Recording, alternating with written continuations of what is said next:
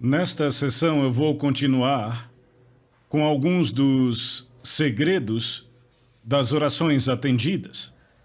Na verdade, eu vou tratar de uma chave específica que é essencial para a oração efetiva. E embora esta chave seja claramente apresentada por toda a Bíblia, desde o Antigo Testamento até o Novo, eu penso que a maioria dos cristãos não atenta para a sua existência. E eu creio que a falha em usar esta chave sobre a qual eu vou falar é uma das causas principais da ineficácia no corpo de Cristo. Você já deve estar pensando, que chave é esta? E eu posso dizer que quando você ouvi-la, provavelmente você não dirá glória a Deus. Eu quero voltar mais uma vez ao Sermão da Montanha, onde Jesus está dando instruções sobre como orar, e eu quero pegar duas passagens paralelas. A primeira está em Mateus capítulo 6, versos 5 e 6, onde Jesus diz: "E quando orarem, não sejam como os hipócritas", e aí ele descreve como os hipócritas agem. E aí ele diz no versículo 6, "Mas, quando orarem", e aí ele diz o que fazer. Então ele usa a frase "quando orarem" duas vezes. Da primeira vez, ele começa com uma negativa. Não orem como os hipócritas. Mas ele não termina aí. Ele conclui com uma positiva. É assim que vocês devem orar, e na verdade nós dedicamos a nossa última sessão a analisar o padrão que ele nos deu. Mas agora eu quero avançar no mesmo capítulo 6, para os versículos 16 e 17. E aqui ele apresenta uma outra dimensão da oração. E ele diz: "Quando vocês jejuarem, não sejam como os hipócritas." Mas ele não para com a negativa. Muita gente acha que ele termina aí.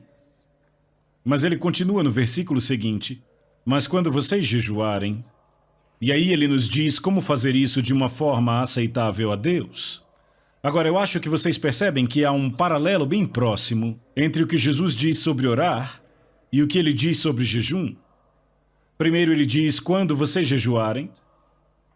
E aí ele diz: "Não façam desta forma, façam daquela." Agora, na minha opinião, a frase "quando vocês orarem" indica que Jesus espera que os discípulos dele atentem bem a isso. Quando vocês orarem, Jesus espera que os seus discípulos orem. Quantos aqui concordariam que essas palavras indicam que Jesus estava considerando que nós, os seus discípulos, oraríamos? Ele não diz se vocês orarem, ele diz quando vocês orarem. E eu imagino que a maioria de nós aqui concorda que o Senhor espera que nós, como cristãos, oremos regularmente. Não está certo? Ok, agora nós passamos para o próximo estágio e ele não diz se vocês jejuarem. Ele diz quando vocês jejuarem. O que é que isso indica? Isto indica que ele espera que jejuemos da mesma maneira que ele espera que oremos. Não parece lógico? Você está aqui comigo? Ainda que talvez relutantemente, mas ainda está comigo? Bem, não fique relutante. Eu concordo que esse assunto do jejum não é um daqueles para os quais dizemos facilmente glória a Deus, mas eu garanto a vocês que quando aprenderem sobre ele, vocês dirão glória a Deus, vocês dirão obrigado, Deus, por nos dar esta chave. Veja, as palavras de Jesus sobre oração e jejum são absolutamente e exatamente paralelas. Quando vocês orarem, não orem desta forma, mas orem desta. Quando vocês jejuarem, não jejuem desta forma, mas jejuem desta outra. Então Jesus põe a oração e o jejum exatamente no mesmo nível. Minha conclusão é que, se ele tem expectativa que oremos, ele também espera que jejuemos. E eu me alegro muito porque eu tenho um grande predecessor no ministério que chegou à mesma conclusão. Na verdade, a muitos deles, Lutero chegou à mesma conclusão, mas aquele sobre o qual estou falando é John Wesley. E eu li o diário de John Wesley há alguns anos e ele mexeu comigo e me estimulou. E ele disse algo parecido com isto. Eu estou convencido que se um cristão entendeu a necessidade de jejuar e não pratica o jejum, ele vai se desviar com a mesma probabilidade de um cristão que entendeu a necessidade de orar e não ora. E John Wesley não ordenava para o ministério metodista nenhum homem que não se comprometesse a jejuar todas as quartas e sextas até as 4 da tarde. Era um requisito básico para ser ordenado no ministério metodista.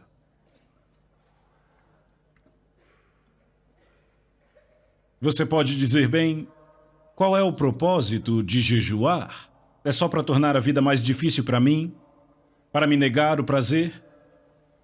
Minha resposta seria não. Sem dúvida há inúmeros propósitos, mas eu vou tratar apenas de um. Qual seja, é uma forma apontada por Deus para nos humilharmos. E eu vou mostrar isso a vocês de forma muito clara na Bíblia. Veja, a maior e mais específica barreira para obtermos resposta às nossas orações é o orgulho. E qualquer coisa que possa retirar esta barreira do nosso caminho vai facilitar a resposta à nossa oração. Nesses últimos dias, Deus vem pessoalmente falando comigo sobre o terrível perigo do orgulho. E Ruth, a minha esposa, pegou um livrinho que ela tem, mas que, na verdade, não prestávamos muita atenção, de Andrew Murray, que é um dos pregadores da geração passada que continua alimentando o povo de Deus hoje. Quantos aqui já leram algum livro do Andrew Murray?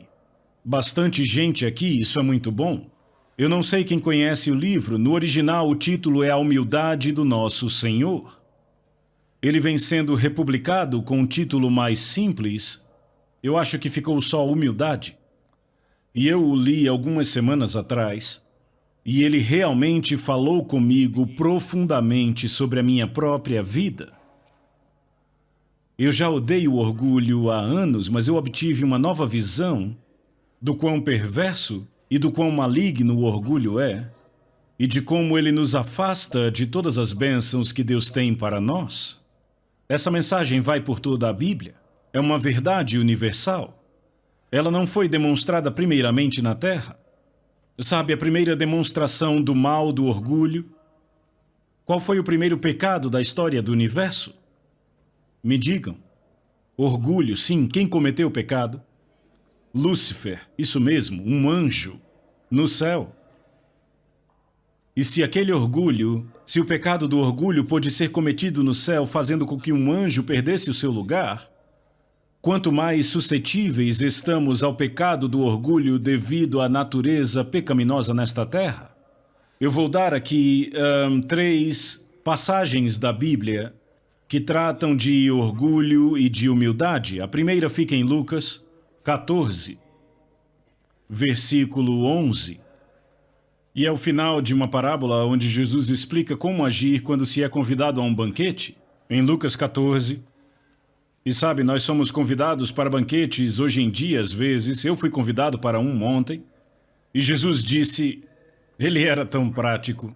Ele sempre dava ilustrações muito simples. Primeiro, eu quero dizer que Deus nunca disse que ele vai nos humilhar. Ele sempre nos diz para nos humilharmos. Eu digo às pessoas, Deus podia te humilhar, mas só você pode se fazer humilde. Não ore, Deus me torne humilde, porque essa não é uma oração bíblica e, além do mais, provavelmente você se arrependerá dos resultados desta oração. Algumas semanas ou meses depois, quando você se encontrar na situação mais humilhante e perguntar, Deus, como eu vim parar aqui? Bem, você orou. Você orou. Jesus diz, quando você for convidado para um banquete, não saiam correndo para pegar o melhor lugar, o lugar de honra. Porque você será envergonhado quando alguém chegar e disser: é o orador que senta aqui. Você arranje um lugar naquele canto ali. Jesus disse: quando chegarem, peguem o lugar mais inferior. Muito sábio, quando você está no fundo, não tem mais lugar nenhum para ir, a não ser para cima. Não sei se vocês conhecem uma oração de um homem chamado John Bunyan. Eu trago isso há anos. Ele diz: aquele que está embaixo não teme nenhuma queda. O que se humilha não teme nenhum orgulho. Aquele que é humilde sempre terá Deus como seu guia. Veja, quando você está no chão, está seguro. Não dá para ir mais para baixo.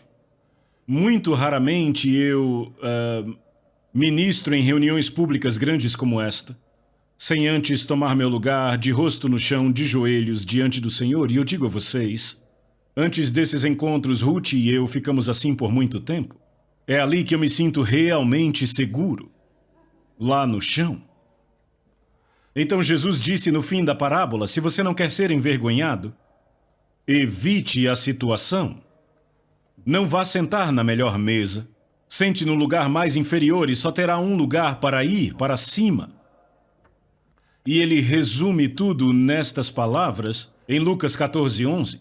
Pois todo aquele que se exalta será humilhado, mas aquele que se humilha será exaltado. Isto é universal. Ou seja, se aplica no universo, aplica-se no céu e se aplica na terra. A grande demonstração dessa verdade está em Lúcifer e em Jesus. Lúcifer foi um ser criado por Deus, mas ele buscou a igualdade com Deus, escorregou e caiu. Jesus tinha igualdade com Deus, ele se humilhou até mesmo à morte, morte de cruz. E a Bíblia diz que Deus o exaltou grandemente. Diz em Filipenses 2:9, desta forma, Deus o exaltou sobremaneira. Por que Deus o exaltou? Porque ele se humilhou, e todo aquele que se humilhar será exaltado. Eu posso prometer a vocês exaltação se vocês se humilharem. Não há nenhuma exceção.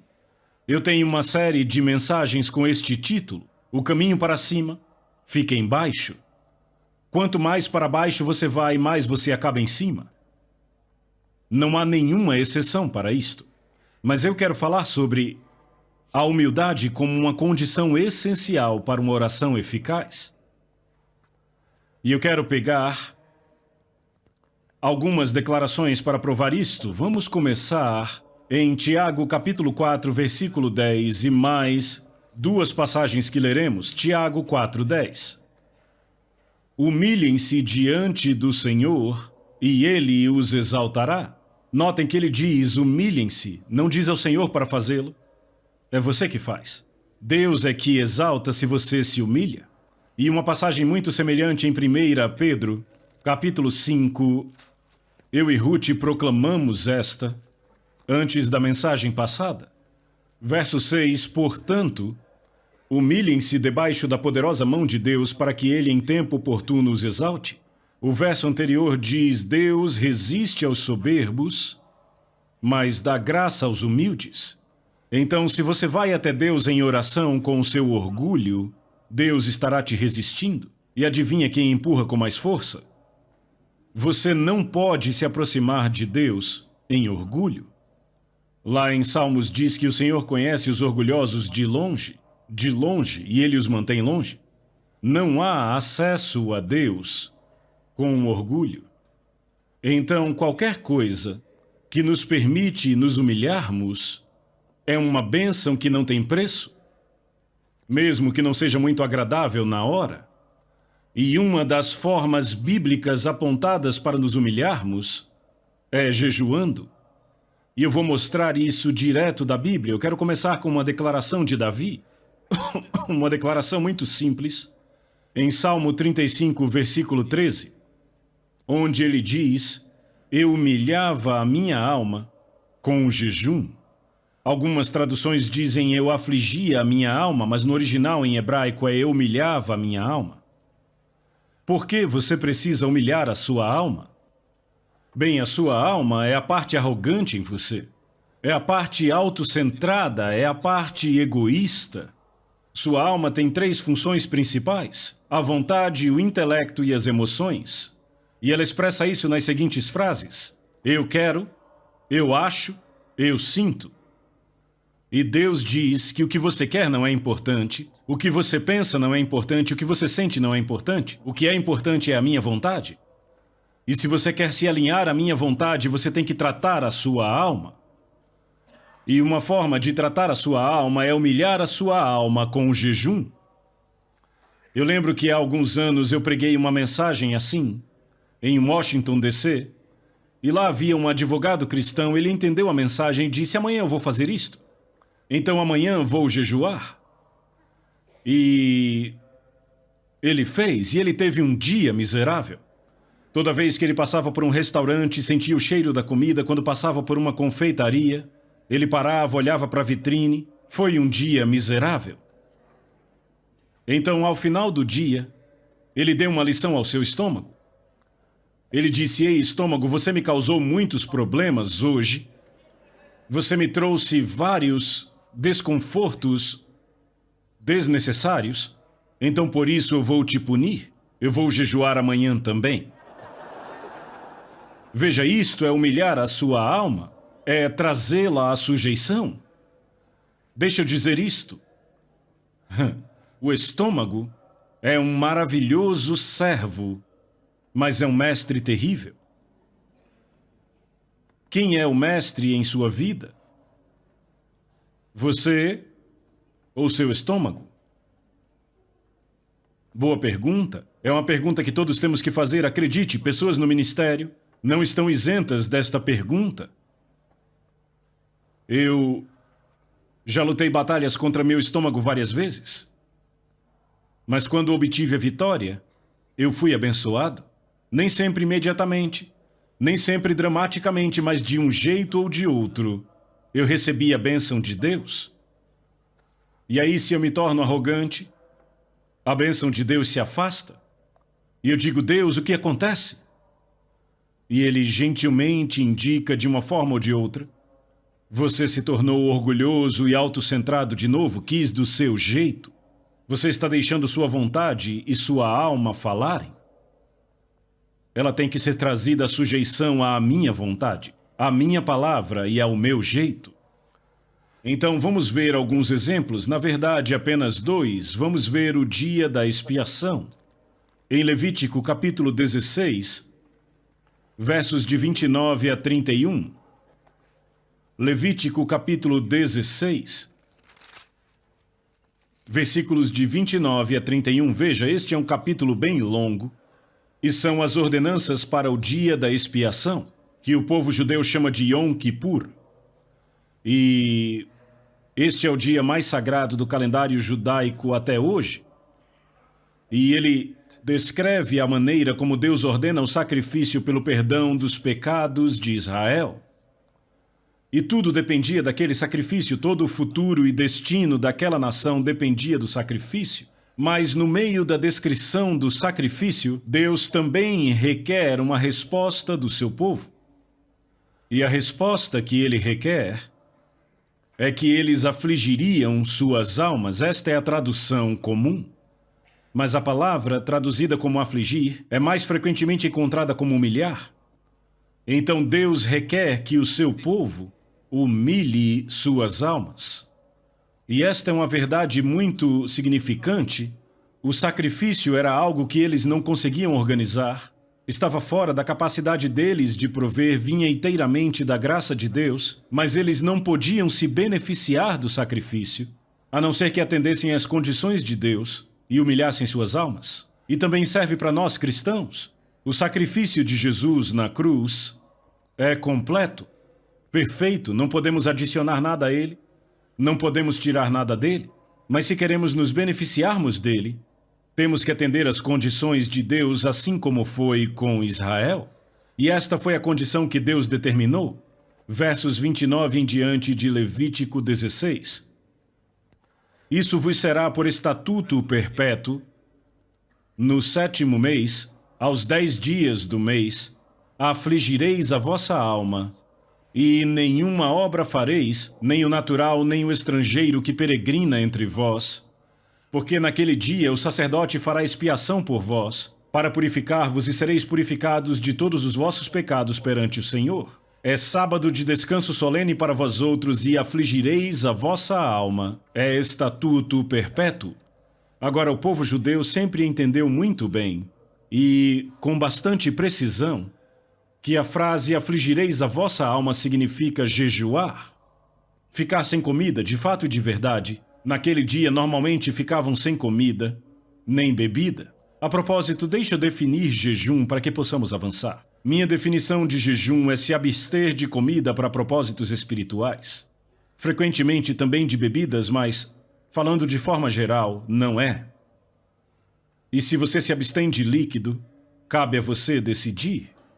Mas o que eu quero apontar aqui é que era requerido a Israel humilhar a sua alma para receber o benefício do sacrifício feito em seu favor.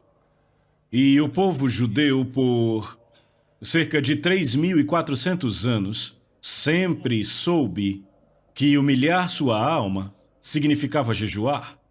Na verdade, esta é uma prática que não foi quebrada na história desde os tempos de Moisés até hoje. No dia da expiação, eles afligem suas almas, jejuando. E no Novo Testamento, em Atos capítulo 27, versículo 9, este dia é chamado Dia do Jejum, que é a confirmação no Novo Testamento do entendimento de que afligir nossas almas é jejuar. É trazer nossas almas à sujeição. É não permitir que nossa alma dite algo para nós ou para Deus. É nos submetermos a Deus. E eu reforço meu ponto com uma conversa que Deus teve com a terra, quando Ele nos comunica que a resposta que Ele quer de nós, da mensagem da graça, é apresentarmos nosso corpo. Não é algo lá em cima, voando no etéreo. É algo bem aqui embaixo na terra, prático. E quando Deus diz, eu quero que vocês se humilhem em uma forma, e de jeito nenhum é a única forma, uma forma, é jejuando. E então lemos a respeito do retorno dos exilados, depois do cativeiro da Babilônia, em Esdras capítulo 8. Esdras recebeu a tarefa de liderar um grupo de exilados da Babilônia até Jerusalém. Era uma jornada de 4 meses. Naqueles dias, e tinham que passar por um território onde havia bandidos, ladrões e inimigos de Israel. E Esdras tinha consigo não apenas mulheres e crianças, como também os mais preciosos vasos do templo para levar de volta. A questão era como ele conseguiria uma passagem segura. E aqui está a solução de Esdras. Vamos ler em Esdras 8, começando do versículo 21. Então apregoei ali um jejum junto ao rio Ahava, para nos humilharmos perante o nosso Senhor, para lhe pedirmos jornada feliz para nós, para nossos filhos e para tudo o que era nosso. Como foi que eles se humilharam? Apregoaram um jejum, veja, era um jejum público para todo o povo de Deus. E então ele vem com esta afirmação bem interessante, porque tive vergonha de pedir ao rei, exército e cavaleiros, para nos defenderem do inimigo no caminho, porquanto já havíamos falado com o rei, dizendo a ele, a boa mão do nosso Deus é sobre todos os que o buscam para o bem deles, mas a sua força e a sua ira contra todos os que o abandonam. Vejam, Esdras se colocou em um lugar pelo seu testemunho, no qual ele tinha que provar aquilo que ele havia dito. Ele disse ao rei, o nosso Deus é o Deus Todo-Poderoso, é o Deus dos céus, ele nos protege. E então ele recebeu a tarefa de levar aqueles exilados de volta numa situação muito perigosa. E ele diz, eu poderia ter ido ao rei e pedido uma escolta, soldados e cavaleiros, mas como isso se encaixaria na minha afirmação que Deus protege o seu povo? Frequentemente acontece conosco, testemunhamos e temos que viver do nosso testemunho. E então ele disse, eu não escolhi o caminho carnal, eu não escolhi o caminho do mundo, eu escolhi o caminho espiritual. Buscar a proteção de Deus não com soldados e cavaleiros, mas jejuando, humilhando-nos diante de Deus, invocando sua proteção. Você lê essa história, mas ele conclui no versículo seguinte, nós, pois, jejuamos e pedimos isto ao nosso Deus, e ele respondeu a nossa oração. E você lê o resto da história, eles passaram em segurança, sem nenhuma perda, nenhum acidente. E em muitas situações, somos confrontados com duas alternativas: tomaremos o caminho carnal ou tomaremos o caminho espiritual. Bem, então deixa eu falar e testemunhar da minha própria experiência. Por haver me tornado o pai adotivo de uma grande família numa situação muito difícil e termos que nos mudar de país para país, de lugar para lugar, eu posso dizer que a minha primeira esposa, Lídia, e eu seguimos o exemplo de Esdras. Quando tínhamos uma jornada para fazer, jejuávamos e orávamos. E graças a Deus, a nossa família sobreviveu intacta. Em meio a circunstâncias terrivelmente perigosas, em meio à guerra, à fome, sobrevivemos. Eu posso testemunhar: o caminho de Deus funciona. Ele é prático, não é algo teórico. Certo, então vamos considerar um pouco pessoas debaixo do julgamento de Deus. Se o julgamento de Deus viesse a ser proclamado sobre a nação da Nova Zelândia e quiséssemos avisar, e isso pode acontecer facilmente, eu não acredito que está longe, o que poderíamos fazer? Poderíamos jejuar, nos humilharmos diante de Deus. Sabe, houve um rei terrivelmente mau em Israel, chamado Acabe. Eu não sei se você lembra da história de Acabe, mas ele casou com Jezabel e ele levou Israel à idolatria e a todo tipo de maldade. E em 1 Reis, capítulo 21, Elias teve um confronto com Acabe e ele pronunciou o juízo de Deus sobre ele. Vejamos aqui, Deus disse a ele, verso 21, farei a tua casa como a casa de Jeroboão, filho de Nebate, e como a casa de Baasa, filho de Aías. Todo homem e toda mulher da sua família será destruído. Esse foi o juízo de Deus. E então ele continua dizendo, no verso 25, ninguém houve, pois, como Acabe, que se vendeu para fazer o que era mal perante o Senhor, porque Jezabel, a sua esposa, o instigava. Então ele foi o rei mais perverso, e Deus anunciou o juízo sobre ele através do profeta Elias. Mas Acabe temeu ao Senhor. Verso 27, tendo Acabe ouvido estas palavras, rasgou as suas vestes, cobriu de pano de saco o seu corpo e jejuou, dormia em panos de saco e andava cabisbaixo. E veio a palavra do Senhor a Elias, dizendo, não viste que Acabe se humilha perante mim? Portanto, visto que se humilha perante mim, não trarei este mal nos seus dias, mas nos dias do seu filho trarei. Então temos aqui este homem apontado como o rei mais perverso em Israel até aquela época. O juízo de Deus foi pronunciado contra ele e sua família. Mas quando ele se humilhou com o jejum, Deus disse, não trarei o juízo nos seus dias. Ora, se o jejum pôde fazer isto com Acabe, o que poderá fazer a mim e a você como filhos de Deus? Você vê o potencial? E então, na história de Jonas, na sua mensagem para Nínive, vemos como ele entrou na cidade, uma cidade muito perversa, violenta e má, e ele proclamou que em 40 dias a cidade seria destruída. Aquela era uma mensagem de Deus. Como foi que os habitantes de Nínive responderam? Jonatas 3:6. Chegou esta notícia ao rei de Nínive. Ele levantou-se do seu trono, tirou de si as vestes reais, cobriu-se de pano de saco e assentou-se sobre a cinza. E ele fez toda a cidade jejuar. Até mesmo os animais jejuaram. E ele diz no verso 10, viu Deus o que fizeram, como se converteram do seu mau caminho. E Deus mudou de ideia quanto ao mal que tinha dito que lhes faria, e não o fez. Uma cidade gentia, conhecida por sua maldade, ouviu a mensagem de um profeta uma vez, arrependeu-se e jejuou, e lamentou, e Deus poupou a cidade inteira. E Nínive foi poupada do juízo por 100 anos desde aquele tempo. Então, se o jejum trouxe isto a Nínive, o que poderia fazer por nossa nação? O que poderia fazer quando o povo de Deus se humilha?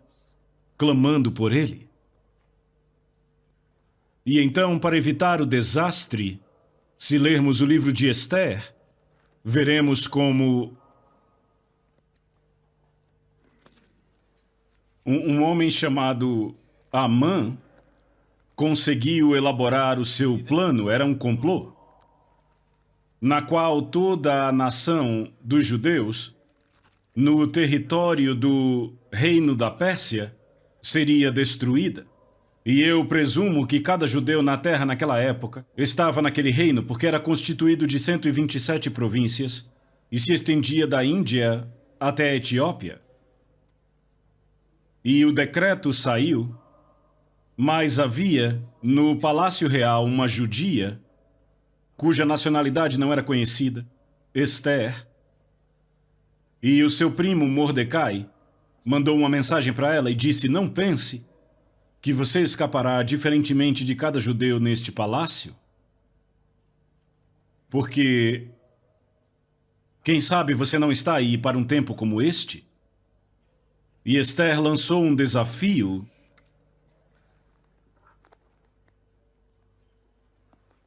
e ela disse: vai e reúna todos os judeus que estiverem em Suzã e jejuem por mim. Não comam nem bebam nada por 3 dias durante dia e noite. Eu e as minhas servas também jejuaremos. Depois irei falar com o rei, ainda que seja contra a lei, e se eu tiver de morrer, morrerei. Você lê o resto da história, que quando o edito foi proclamado, a situação inteira foi totalmente invertida e termina com um triunfo para o povo judeu e a preservação da nação judaica. O que foi que mudou a história? Qual foi o ponto de virada? Foi quando o povo de Deus jejuou. Sabe, eu penso que é quase impossível exagerarmos sobre o potencial do jejum para mudar o curso da história. Não é de espantar que Satanás tente manter esta chave fora do alcance do povo de Deus. Ele tem medo disto. Agora, há também muitos exemplos no Novo Testamento sobre jejum e eu quero falar apenas de 2 exemplos. Um que eu chamo de jejum individual e o outro jejum coletivo. E no ministério de Paulo, em 2 Coríntios, capítulo 6, ele dá uma lista das maneiras como ele aprovou a si mesmo como ministro de Cristo. 2 Coríntios 6, versículos 4 e 5. Pelo contrário, em tudo, recomendamos a nós mesmos como ministros de Deus. E então ele lista várias maneiras que o recomendaram como ministro de Deus. E ele diz assim: na muita paciência, nas aflições, nas privações, nas angústias, nos açoites, nas prisões, nos tumultos, nos trabalhos, nas vigílias, nos jejuns. Então Paulo está dizendo que uma das formas como ele provou que ele era ministro de Deus foi jejuando. E então na mesma carta, capítulo 11, versos 23 e 27, ele traz uma lista similar àquela. Ele diz: são ministros de Cristo, falo como fora de mim eu ainda mais. E então ele dá uma lista completa de maneiras de como ele foi um ministro de Cristo. E no verso 27, ele continua a lista: em trabalhos e fadigas, em vigílias muitas vezes, em fome e sede, em jejuns muitas vezes, em frio e nudez. Então ele diz: jejuei muitas vezes. E note que na fala dele, fome e sede são uma coisa e jejum é outra. Fome e sede é quando você não come porque não tem o que comer ou beber. Jejum é quando você pode comer, mas você nega. Esta foi uma das formas como Paulo provou a si mesmo como sendo ministro de Cristo. E eu acredito que os ministros de Cristo deviam provar a si mesmos desta forma hoje. Eu falei sobre minha própria experiência, mas só mencionei isto. Afinal, não há vantagem nenhuma em pregar sobre isto se você não pratica. Quando eu fui salvo, eu já tinha sido um cristão no nome, mas eu desisti do cristianismo, dei as costas para a igreja. Eu estava procurando por respostas para os meus problemas em outros lugares. Mas quando eu fui salvo e batizado no Espírito Santo, eu nem sequer entendi o que me aconteceu. Eu tive que ler o Novo Testamento para entender o que tinha acontecido comigo. Mas uma coisa, eu acho que no intervalo de um mês, que ficou muito clara para mim, foi que Deus me disse que eu deveria jejuar toda quarta. Eu não havia lido o Diário de Wesley naquela época. Ninguém pregou um sermão para mim, eu não sabia nem onde encontrar sobre jejum na Bíblia. Mas eu simplesmente tinha essa convicção por dentro de que eu deveria jejuar toda quarta. E pelos 4, 5 anos seguintes, até o fim da Segunda Guerra Mundial, toda quarta-feira, eu jejuei. Eu estava no deserto, num caminhão com 10 outros soldados, e fomos jogados ali. Sabe quando você está num deserto e existe uma sombra, você tem que ficar ali, quer você queira ou não? E eu fiquei com aqueles soldados. Sabe, nós estávamos no Egito e os muçulmanos tinham um mês que chamavam de Ramadã, você conhece? Quando eles não comem, pelo menos não comem de manhã, eles comem bastante à noite. Eles compensam à noite o que eles não comem de dia. Os outros soldados diziam que era minha quarta Ramadã, porque não dá para jejuar em segredo quando se está vivendo com as pessoas ao redor o tempo todo, você nunca se livra delas. E eu digo que eu nunca teria feito o progresso que eu fiz se Deus não tivesse me mostrado esta chave. Houve um tempo no Quênia onde realizei um trabalho educacional que eu dizia que eu estava muito ocupado para jejuar. Tinha muita coisa para fazer. Então, por algumas semanas eu não jejuei e o resultado foi desastroso. E daí eu decidi que eu nunca poderia estar ocupado demais para jejuar. Eu estou falando de algo que eu experimentei, vocês entendem? Eu creio apaixonadamente no que eu estou falando. Vamos falar de jejum coletivo no Novo Testamento? Apenas 2 exemplos no livro de Atos. Atos, capítulo 13. Um dos momentos mais significantes na história do livro de Atos. As pessoas chamam isso de o princípio do programa missionário. Na verdade, a palavra missionário não vem do Novo Testamento. A palavra do Novo Testamento é apostólico. E este foi o primeiro envio de apóstolos registrado no livro de Atos. E aconteceu na cidade de Antioquia. Atos 13, versos de 1 a 4 diz assim: havia na igreja de Antioquia profetas e mestres, Barnabé, Simeão, Lúcio, Manaém e Saulo, que mais tarde tornou-se Paulo. Então havia 5 homens que eram reconhecidos como profetas e mestres. O versículo seguinte diz: e servindo eles ao Senhor e jejuando. Como eles ministravam ao Senhor? Jejuando. Apenas deixando de lado qualquer outra atividade, ficando na presença de Deus, esperando que Ele falasse. A Nova Versão Internacional diz: enquanto adoravam ao Senhor e jejuavam. Este é um dos pontos mais cruciais na história da igreja. Como isto aconteceu? Será que eles sentaram para pensar num plano? Ou trabalharam num sistema? Não. Eles deixaram de lado todos os seus esforços e esperaram Deus falar. E a forma como se consagraram foi deixando de lado a comida. Quem sabe por quanto tempo, talvez 1 dia, 2 dias, eu não acredito que foi tão longo. Mas eles simplesmente tiraram um tempo desligados de qualquer ocupação e distração, a fim de ouvir de Deus. E Deus falou. Diz: e servindo eles ao Senhor e jejuando, disse o Espírito Santo: separai-me agora Barnabé e Saulo para a obra que os tenho chamado. Então ouviram de Deus a estratégia dele. Sabe qual o maior problema da igreja de hoje? É que raramente a igreja segue a estratégia de Deus.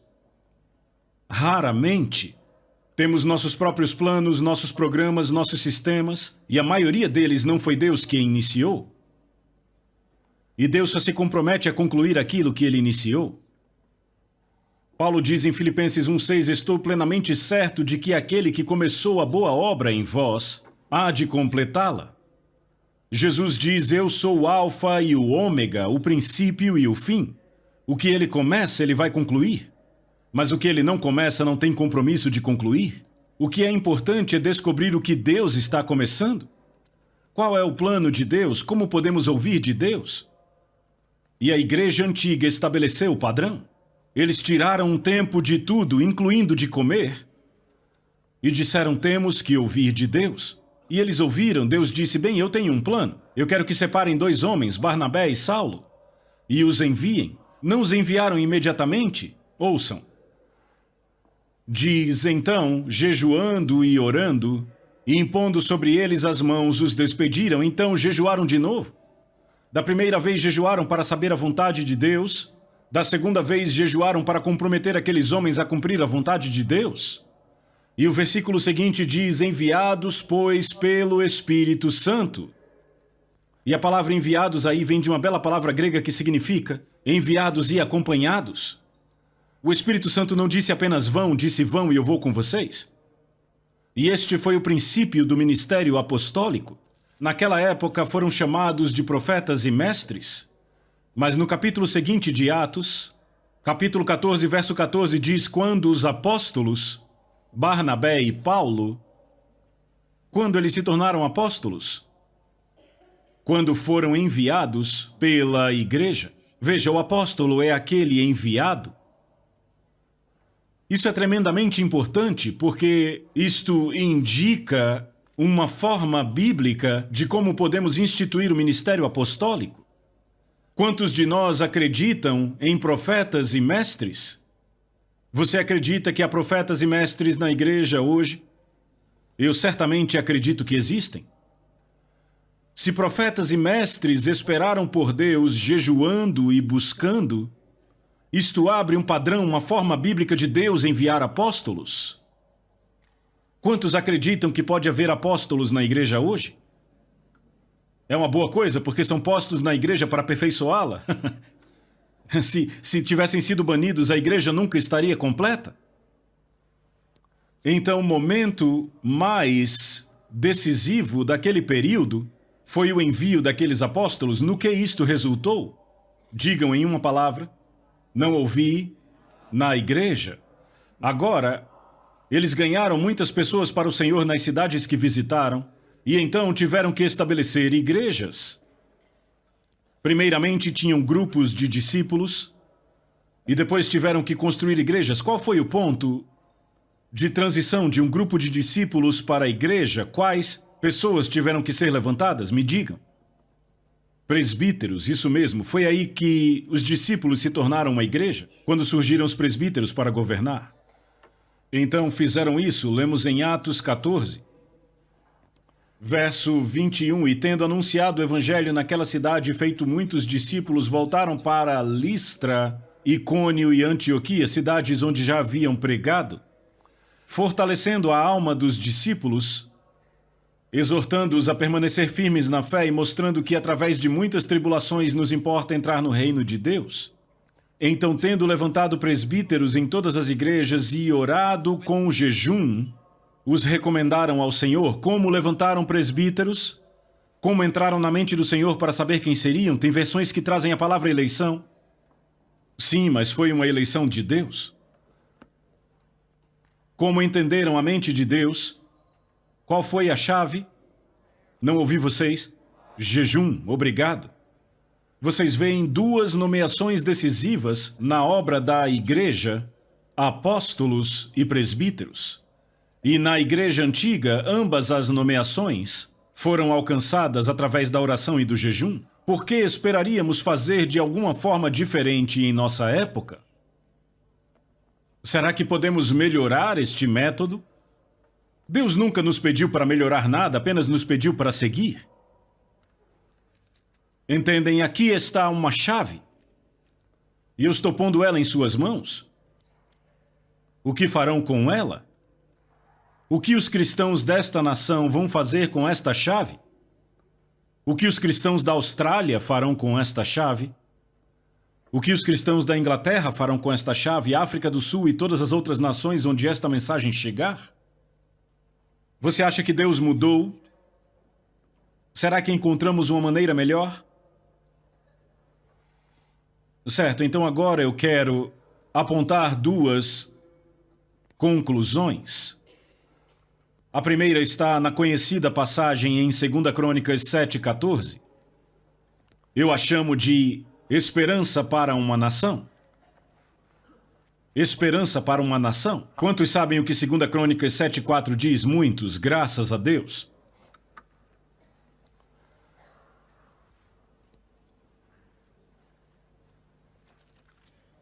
Eu poderia citar de cor, mas não irei. Deus fala, e ele diz: se o meu povo, que se chama pelo meu nome, se humilhar e orar e buscar a minha face e se converter dos seus maus caminhos, então eu ouvirei dos céus, perdoarei seus pecados e sararei a sua terra. Então são 7 passos. 4 passos que o povo de Deus tem que dar, 3 passos que Deus dará quando nós dermos os nossos 4. Quais são os 4 passos que temos que dar? Qual é o primeiro? Eu não ouvi vocês? Nos humilharmos. Por quê? Porque o orgulho é uma barreira para a resposta às nossas orações. O próximo é orar. Deus diz: não comece a orar até tratar do seu orgulho. E então ele diz: buscar a minha face. Não significa uma reunião de oração de 8 às 9h30. Isso é orar até experimentar a presença de Deus. E então ele diz: se converter dos seus maus caminhos. E você diz: Deus, mas eu não tenho maus caminhos. E Deus diz: espere até estar em minha presença e você descobrirá. Experimentamos isso em nossa igreja em Fort Lauderdale cerca de 5 anos atrás. A esposa de um dos presbíteros recebeu uma palavra do Senhor para proclamar um jejum. Eu já vou falar sobre isso, um jejum coletivo. E aquilo não foi recebido com muito entusiasmo. O fato foi que os presbíteros, e eu era um deles, ficaram tão envergonhados que tivemos que fazer algo a respeito daquilo. E então dissemos que íamos tirar um certo período para jejuar e orar, e nos encontrávamos toda manhã, eu acho que era o quê? 5 da manhã. Bem, eu não estava lá, Ruth e eu estávamos viajando quando começaram. E se não me engano, na primeira manhã havia 13 pessoas. A igreja tinha mais de 500 pessoas na época. Na manhã seguinte, eu acho que vieram 7. E aí começou a ficar, como é típico nas reuniões de oração, na manhã seguinte havia 4. Mas então, um irmão que não era um presbítero recebeu um fardo do Senhor. E ele passou 24 horas chorando. E as coisas mudaram. E quando Ruth e eu voltamos, eu disse: gostemos ou não, isso vem de Deus, é melhor a gente se envolver se não quisermos nos perder dele. E eu não posso entrar nos detalhes, mas pelas próximas, eu acho que 6 semanas, nos encontrávamos toda manhã às 5 da manhã e passávamos a maior parte do tempo com o rosto ao chão. E os pecados que foram confessados foram espantosos. Era uma igreja ótima e respeitável. Mas havia adultério, fornicação, havia alcoolismo. E não veio à tona até estarmos na presença de Deus. Não diga a Deus: eu não tenho maus caminhos para me arrepender. Provavelmente isso só vai dizer o quão distante você está da face dele. À luz do semblante dele, as coisas ficam diferentes. O que Deus pede de nós? 4 coisas: nos humilharmos, orar, buscar sua face, se converter dos maus caminhos. Como é que nos humilhamos? Fazendo o quê? Você entendeu a mensagem? Certo, veja, você pode jejuar e ser muito orgulhoso. Jesus disse: não jejue assim. Não é assim que se jejua, é assim que os hipócritas jejuam. Mas ele não disse, é por isso que vocês não jejuarão? Não, ele disse jejue da maneira certa, não da errada. Então Deus diz, eu faço 3 coisas.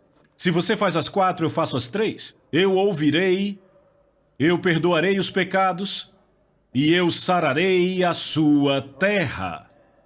Quantos aqui gostariam de ver a sua terra sarada?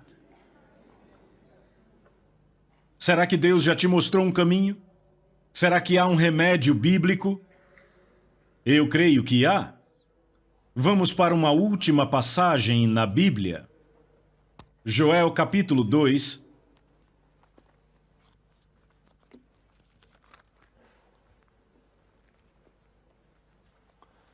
Esta é a passagem de onde as pessoas tiraram a expressão o jejum de Joel. Joel 2,15. Tocai a trombeta em Sião, promulgai um santo jejum, proclamai a assembleia solene, congregai o povo, santificai a congregação, ajuntai os anciãos, os filhinhos e os que mamam. É interessante, naquela época tínhamos crianças de colo e crianças maiores nos encontros. Quase toda manhã lá estavam elas e elas pareciam incomodadas e desapontadas quando seus pais não as acordavam para a oração. Sabe, era um exemplo vivo disso. Vamos continuar. Saia o noivo da sua recâmara e a noiva do seu aposento. Chorem os sacerdotes, ministros do Senhor, entre o pórtico e o altar, e orem. Que digam, poupa o teu povo, ó Senhor, e não entregues a tua herança ao opróbio, para que as nações façam escárnio dele, porque hão de dizer entre os povos onde está o seu Deus. Note que, acompanhando, percebemos que ele menciona 3 categorias: os sacerdotes, os ministros e os anciãos. E aqui está a responsabilidade da liderança na igreja, de dar o exemplo, de tomar a dianteira. Sabe quem são os líderes? As pessoas que vão na frente. Às vezes os ministros estão liderando de trás. Isto não é liderança. Jesus, no jardim do Getsêmani, levou seus discípulos consigo e então tomou 3. E eles pararam e diz que ele foi um pouco mais adiante. Isto é liderança? É ir um pouco mais adiante? Uma vez ouvi um pastor dizer, eu tenho que correr para alcançar o meu povo. Isso não é liderança. Aqui está a responsabilidade da liderança. Agora, ouçam a última declaração, onde no mesmo capítulo, versículo 28, e acontecerá depois que derramarei o meu espírito sobre toda a carne. Vossos filhos e vossas filhas profetizarão, vossos velhos sonharão e vossos jovens terão visões. Ele diz depois do quê? Depois do quê? Depois que o povo de Deus atendeu às condições dele. Agora eu sei que Pedro, citando isso no dia de Pentecostes, disse, acontecerá aqui nos últimos dias. Mas aquele não era um cumprimento total, era um cumprimento antecipado, e é muito significante porque, naquela passagem em Atos 2, Pedro cita o Senhor dizendo, derramarei do meu espírito. Algo do meu espírito, e aquilo começou no dia de Pentecostes. Mas nesta passagem, Deus diz, eu derramarei o meu espírito, não do meu espírito, mas eu liberarei o meu espírito na terra, sobre toda a carne. Irmãos e irmãs, ainda não vimos isto, vimos apenas um pouco salpicado. Há mais de 1 bilhão de muçulmanos na terra que nunca foram tocados pelo Espírito de Deus. Como os alcançaremos? O que libertará o Espírito de Deus? Eu digo a vocês, se vocês já lidaram com o Islã, é uma fortaleza impenetrável para uma aproximação natural. Você tem que ir pelos meios espirituais. Qual é o programa de Deus? Convoquem um jejum, santifiquem a assembleia, que os anciãos, os sacerdotes e os ministros mostrem o exemplo. E Deus diz, no meu tempo, quando atenderem minhas condições, eu vou derramar o meu espírito sobre toda a carne. Eu creio que esta é a solução, e eu não acredito que haja outra. E eu creio que Deus nos mostrou na Bíblia o caminho. Vamos curvar as nossas cabeças diante do Senhor. Peça a Deus. Eu quero que você pergunte a Deus. Eu quero que você pergunte a Deus se tudo isso que foi dito vem da parte dele. Ruth e eu estivemos recentemente com Dave e Del Garrett no Havaí, são amigos próximos nossos. E Dave graciosamente orou por estes encontros que estamos tendo aqui. E eles disseram que perceberam que Deus estava para falar alto na Nova Zelândia. Eu creio que esta é a mensagem de Deus para a Nova Zelândia e para o mundo. Vamos derramar os nossos corações por um momento diante do Senhor.